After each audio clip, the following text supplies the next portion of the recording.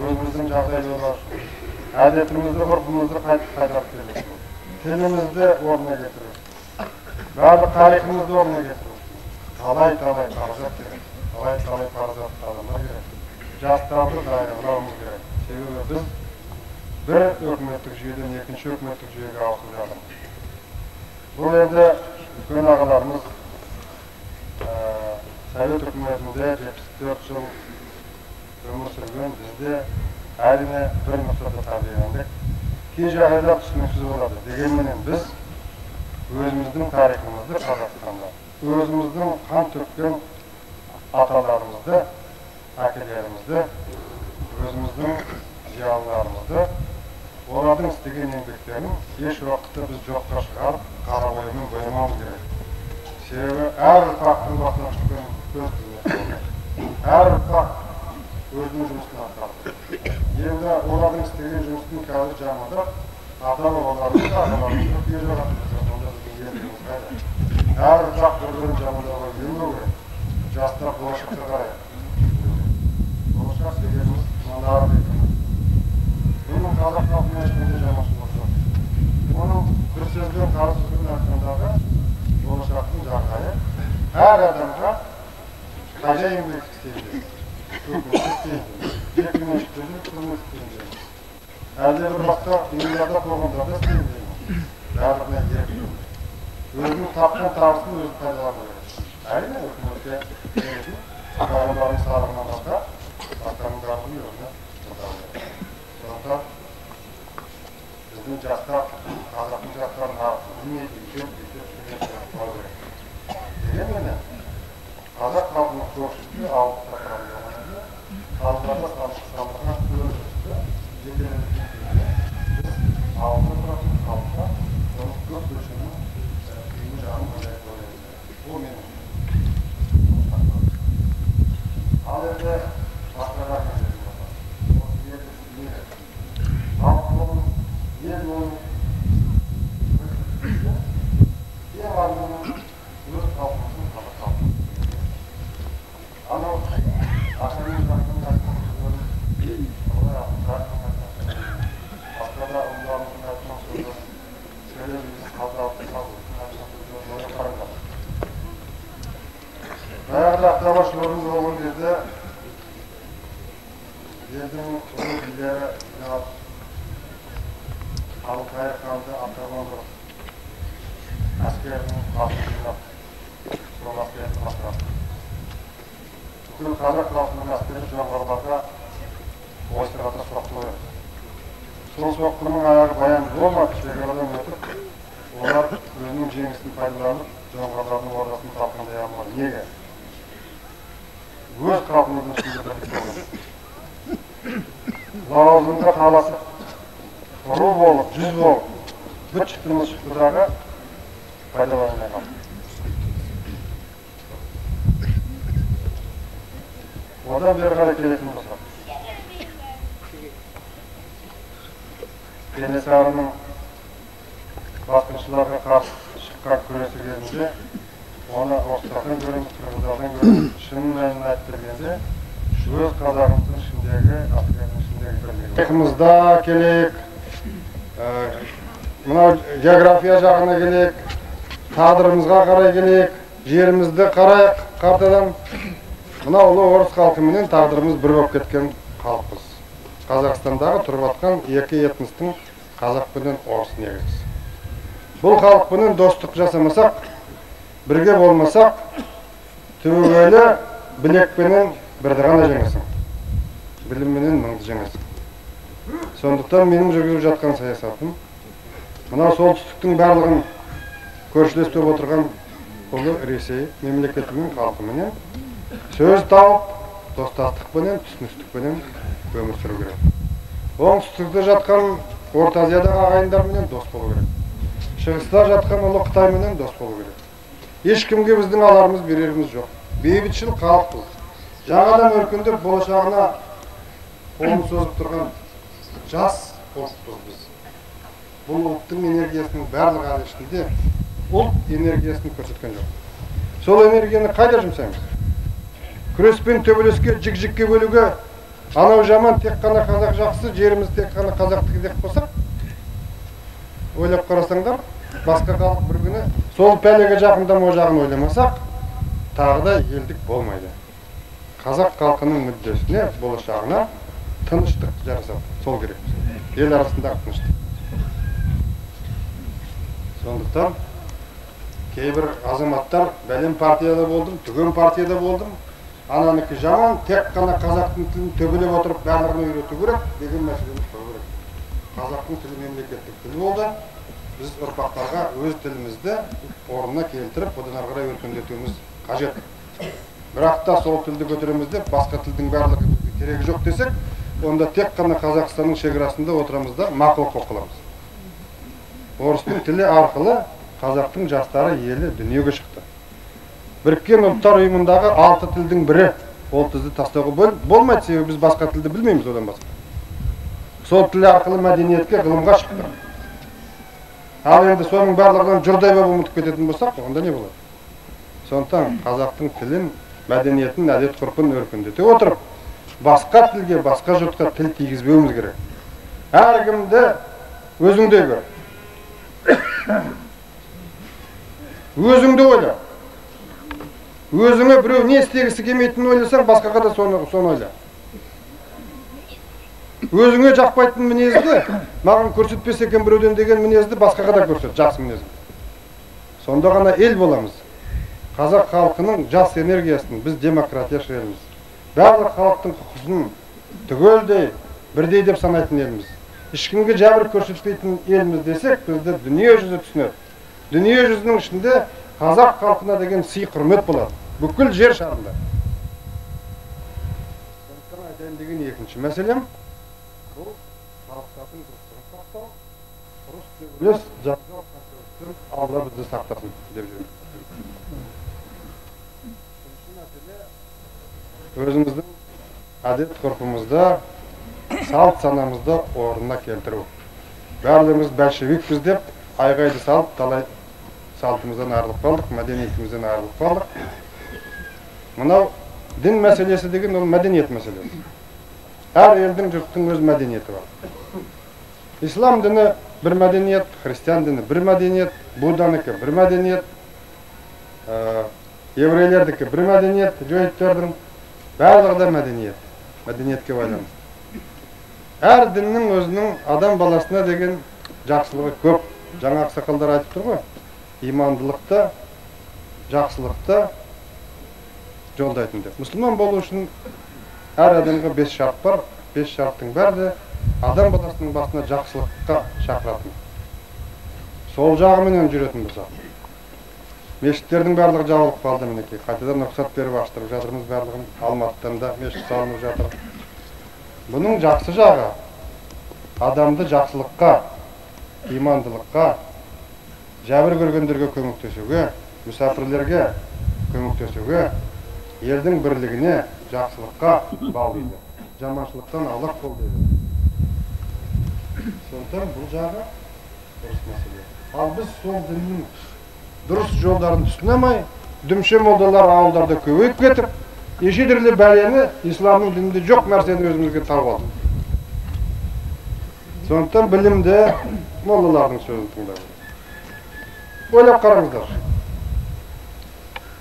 О дүниеге кеткен адамдардың басын бүркеп тұрып үлкен қорған саламыз. Төбесін жабамыз, ол шариғатта жоқ. Қанша шашылып жерлейміз, артында бала-шағасы қалып бара жатқан о дүниеге кеткен адамдарға шашылып, бүлініп, неше түрлі қаражатты шашу деген күнә. Айтсыншы мына жігіттер. Солай. Молдалар. А біз не істейміз? Бірімізбен біріміз бәсекеміз. Кім көбірек таратады, кім көбірек береді. Сондықтан дінді дұрыс түсіну үшін мына мешіттер керек, сауатты молдалар керек. Әйтеуір тіл қайтаратынның барлығы молда деген бәледен ажырау керек. Ал енді бұл діннің басқа жақтары да бар. Мысалы, дүние жүзі жақтырмайтын діннің фундаментал жақтары да бар. Әскер дайындап кісі өлтіретін жақтары да бар. Мысалы, сүнниттер мен шииттер бар. әрқайсының өзінің ілімі мен білімі бар. Қайтадан әйелдердің басына паранжа жауып, орта ғасырлық жағдайға келтіретін кейбір өте бір жаман жағдайлар да бар. Оған біз бармауымыз керек. Бұл барлық дүние жүзіндегідей кәдімгі демократиялық, құқылы, парасатты, өркениетті ел болуымыз керек. Осы жағына жүруіміз керек. Сондықтан мына ашылып жатқан мешітке ішіне кіріп, құтты болсын, қабыл болсын деп айттық. Осы халықтың жақсылығына жұмсалатын болсын. Сондықтан мынау біздің молла ағайындарымыз оқымысты, білімді, халықты жақсылыққа, халықты инабаттылыққа, халықты парасаттылыққа баулайды деп мен сенім білдіремін. Халықты бірлікке баулайды деп сенім білдіремін. Сондықтан биыл Құдайға шүкір мінекей табиғат жерге астықты да, жем-шөпті де беріп тұр екен. Осыны төкпей шашпай жинап алып, елдің жақсылығына қарай, елдің пайдасына қарай жұмсайтын болайық. Қазақ халқының байлығы да жетеді. Кез алыс емес. Сондықтан қазір шыдамдылық керек, түсінушілік керек. Өздеріңіз сайлаған мынау бізге сену керек. Күндіз түні жарғыларымыз жастыққа тимей, менің ойлайтыным осы халықтың маған деген сенімін қалай ақтасам екен, қалай жол табамын деп. Мен де бұрын үкімет құрып көргем жоқ, жекеменшік тәуелсіз ел құрып көргем жоқ. Сондықтан мен барлығын дұрыс жасап жатыр екен деп ойламаймын, сіздерге ақылдасуға келген адам. Мүмкін қателесетін шығармыз. Себебі бұл жолмен ешкім жүріп көрген жоқ. Қазақстанда үкімет құрып ешкім көрген жоқ. Қателесетін де шығармыз. Бірақ та ой, көңіл барлығы тек қана халық үшін, тек қана ел үшін. Одан басқа ешқандай ойда, ешқандай істейтін жұмыстар жоқ. Сондықтан жастарды шетелге шығарып оқыту, нарық экономикасын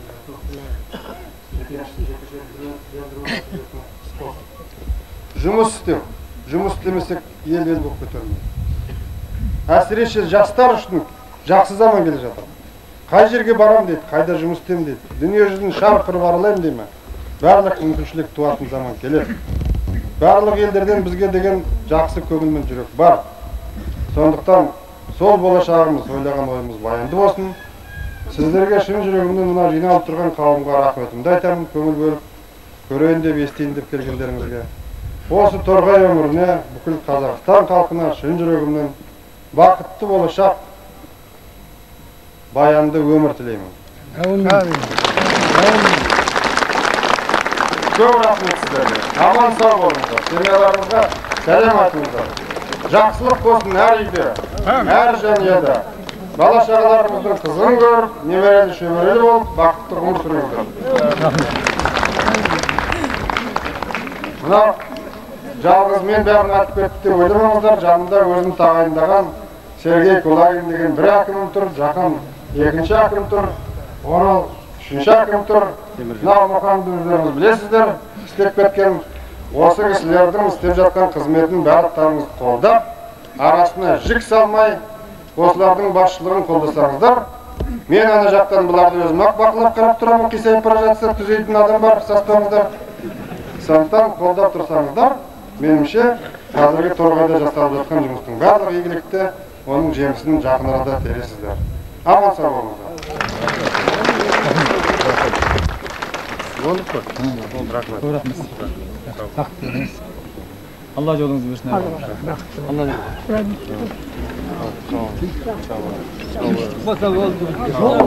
adamınız kutlu olsun.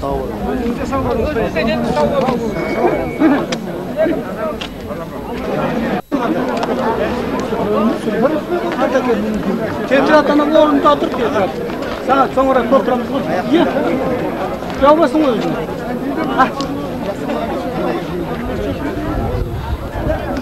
Boy bence dur. Sırama. Hadi.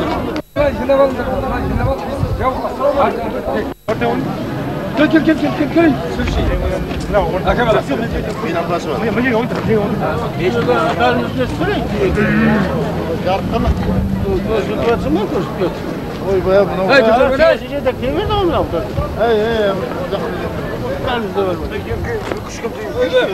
Ana bir sokakta görürsün de.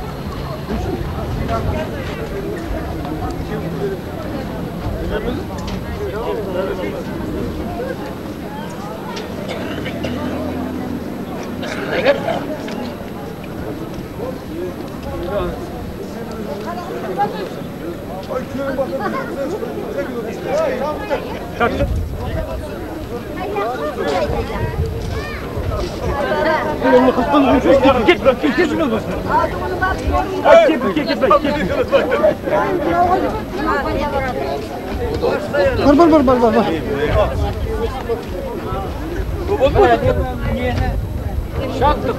Buranı öldürüp Bodumda ben kesin çekti ucum. Şat ver. Yeni bir kuldeynler. Ben jürüp konuşsam şimdi bugün değil mi? O jür şimdi koyuyordur benim. Bunun sırrınızı sürdüm diş. Bod. Belki. Şat.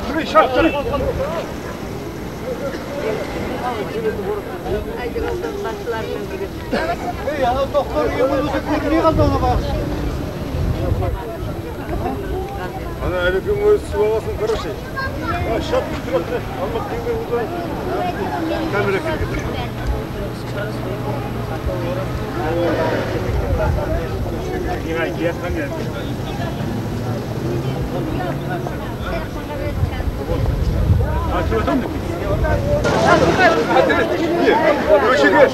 Köşe adres yazıp koyduk.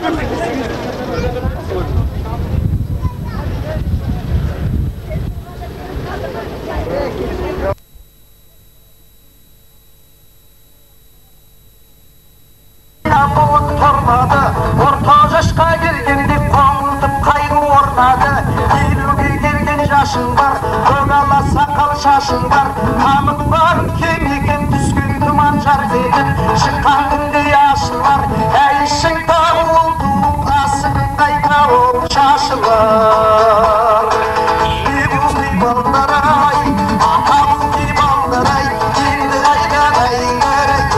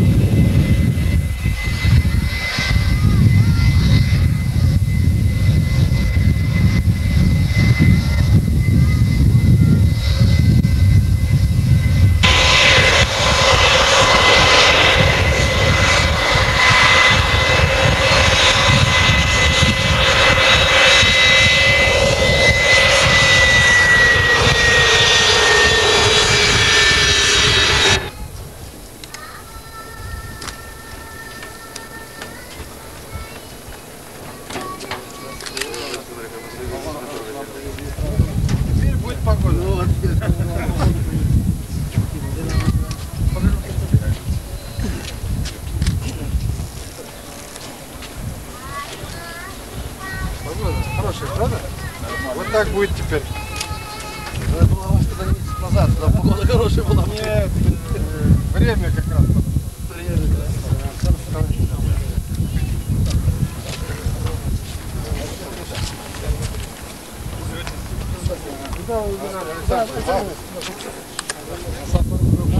Kurut gazetinin baş redaktörü mü açtı? Kitaplarınızı almış.